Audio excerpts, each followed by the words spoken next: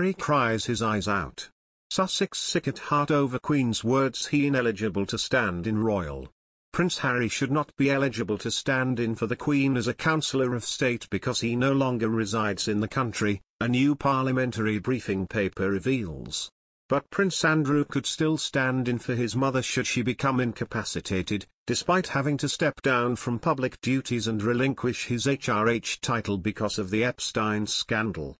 This week the House of Commons Library quietly published for the first time guidance on what arrangements can be put in place if a monarch is unable to perform their royal functions. It follows intense public debate about the roles of Dukes of Sussex and York as stand-ins for the sovereign now they have both quit as working royals, particularly in light of the 95-year-old Queen's recent ill health. She tested positive for COVID-19 on Sunday, but was well enough to hold her weekly telephone audience with Boris Johnson last night. The parliamentary briefing paper will increase pressure on Buckingham Palace to take legal steps to resolve the matter once and for all. There have been calls to appoint the next two senior royals in line to the throne, Prince Edward and Princess Anne, in their place. A government source said, "There's been a lot of noise about Harry and Andrew and their roles as Counsellors of State and it was felt important MPs had all the facts. It has nothing to do with Her Majesty being ill." The Regency Acts of 1937 and 1953 were designed to deal with four potential scenarios: a monarch succeeding to the throne before the age of 18, a monarch becoming permanently or temporarily incapacitated, and the monarch's absence from the UK. In the case of temporary incapacity or absence from the UK, the Queen can appoint Counsellors of State to ensure the continuation of public business.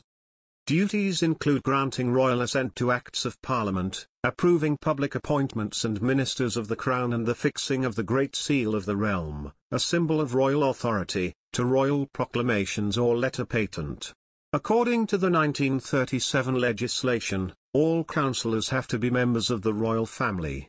Harry remains sixth in line to the throne but hasn't lived in the UK since late 2019.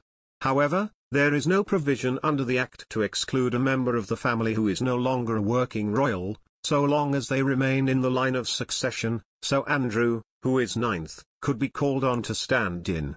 Both the Queen and the Prince of Wales tested positive for COVID earlier this month.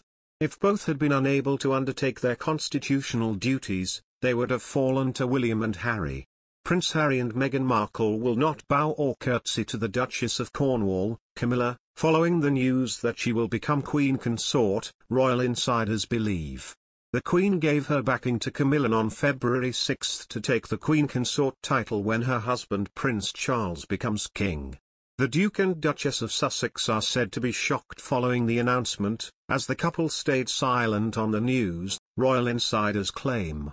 A source close to Meghan, 40, and Harry, 37, said that they feel even more so detached from Camilla.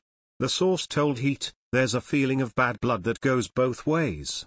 I don't think we will see them bowing or curtsying to Camilla or referring to her in regal terms."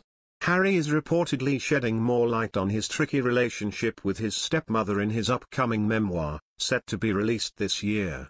Days after the Queen made her massive statement honoring Camilla, Harry spoke in praise of his late mother, Princess Diana, but failed to congratulate his stepmother. Appearing in a virtual call to raise awareness of HIV testing, Harry told rugby legend Gareth Thomas he felt an obligation to continue Diana's work, adding, "I could never fill her shoes."